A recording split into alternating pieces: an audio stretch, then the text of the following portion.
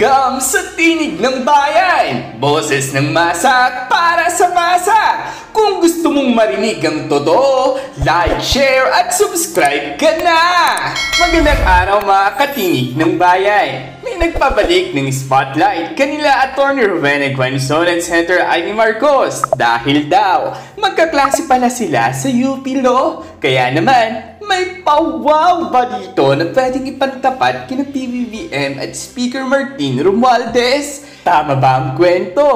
Oo, nag-aral raw silang dalawa sa UP Law at may larawan pa nga dyan sa Senado noong 2019 na kasama sila.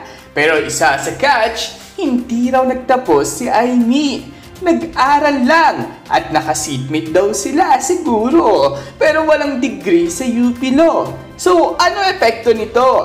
Credibility plus respect. Si Guanzon, kilala na sa pagiging matapang at vocal. Si Amy naman, may weight pa rin bilang Marcos at former UP Law student. Mga kababaihan sa politika, edad 60 sila. Sa TikTok-dominated na mundo, aba, itong tandem na retro power ang mukhang magpapabigat ng usapan. Hindi pa ito sanib pwersa, kundi isang personal o professional reunion. Pero sa lalim ng politika, kapag dalawang powerhouse figures nagka-alma mater connection, ginagamit iyan bilang leverage kahit sa moral authority, social capital, o kahit networking pa lang. May interesting narrative ito. Silang alumni ng UP Law, Amy and Guanzon, magkaklase raw. Pero kulang sa reality check ang pagkukumpara, educational credentials versus political clout. Abangan natin kung gagamitin ito sa mga legit advocacy, media features, videos, or political alliances. May mga netizens raw na nagtatanong, ito na raw ba ang pambato kontra kay Yusek Claire Castro? Kasi kung titignan mo, pareho silang abogado, parehong malakas ang personality, at parehong ginagawang viral ang mga banat nila. Pero ang tanong, si Guanzon nga ba ay magiging media weapon para sa kampo ni VP Sara Duterte? Wala pang kumpirmasyon pero ang timing sa gitna ng impeachment issue ay hindi raw coincidence. Ayon sa iba, kaya naglalabasan na naman ang haka-haka sa social media. Let's break this down. Si Atty. Rowena Guanzon ay dating COMELEC Commissioner, matapang at maingay sa Twitter or TikTok, pro-anti-corruption image, may sarili raw style ng banat.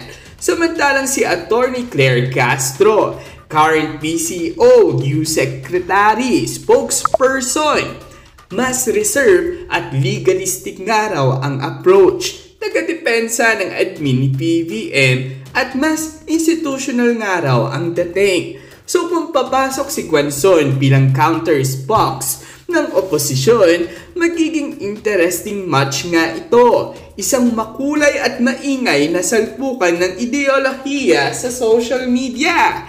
Sa dami ng alumni ng UP College of Law, hindi na nakakapagtaka kung nagkakasalubong ang mga matitinding personalidad kahit pa magkaiba ang paniniwala. Tulad ni na VP Leni Robredo, Atty. Chel Jokno, Senator Kiko Pangilinan. Kung totoo ang magkaklase sina Amy at Guanzon, ibig sabihin, kahit ang mga dating kalaban sa prinsipyo ay may pinagdaan ng pare-pareho sa akademya. Pero may tanong pa rin, ano raw ang tunay na degree ni Senator Amy? Kasi ayon sa ilang ulat, hindi raw siya nagtapos sa UP Law. Pero sabi ng kampo niya, nag-aral siya doon. So depende kung anong truth ang paniniwalaan mo. Kung magkasundo man sina Guanzon at Amy ngayon, posible ba itong senyales ng realignment? May mga nagsasabi raw na posibleng si Atty. Guanzon ay hindi na totally anti-admin. Si Amy naman may sariling brand of Marcos politics, hindi laging sunod sa Malacanang.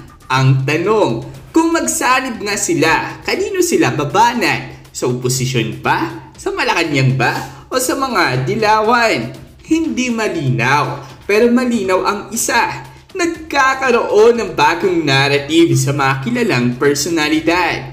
Narito ang ilan sa mga komento raw sa Facebook. Plus biminda kabantog sa lungga. Ayos! May pantapat na kay Aling Claire. She keeps on talking to stay relevant. Pero at least may sense raw. May mga natuwa, may mga natawa. Pero ang mahalaga, pinag-uusapan ulit si Gwanson. At sa politika, pag pinag-uusapan ka, may power ka pa rin. So mga katinig ng bayan, ito ang tanong. Kung magsanib si Gwanson at Aimee, laban ba ito kay PBBM at Speaker Romualdez? O sariling branding lang ito ng dalawang veteranang babae sa politika? Ang sigurado lang, viral ang larawan. Malalim ang backstory at posibleng simula ito ng isang narrative na makakaapekto nga raw sa 2028 elections. Comment down below, like and share kung nagustuhan ninyo ang usapan natin ngayon. At huwag kalimutang mag-subscribe ha sa Tinig ng Bayan, kung saan ang boses mo ay mahalaga. Samantala, sari-saring komento nga rin ang lumalabas mula sa mga netizens patungkol sa isyong ito. Sabi pa nga nila, hindi nila kaya si Atty. Gwanson. Tiyak po ito. Mahirap mungguin ang utak niyan para silang bubonggo sa pader. Ikinararangal po namin si Atty. Gwanson. May prinsipyo, matalino, may malasakit at may pagmamahal sa inang bayan. Mabuhay po kayo, Atty. Gwanson. God bless you po. Amen. Go, attorney! Sana ikaw ang kunin ni VP Sara na tagapagsalita niya. Kasi mas magaling ka kaysa kay Auntie Claire. Attorney Gwanson for Senator 2028. Our next Rodante Marcoleta. Dun tayo sa abogado. Dun tayo sa may alam. Muli, ang mga opinyong ito ay pawang galing sa mga netizens at hindi nangangahulugang opisyal na pananaw ng ating programa. Layunin natin ilahat at kabuuan ng pulso ng bayan.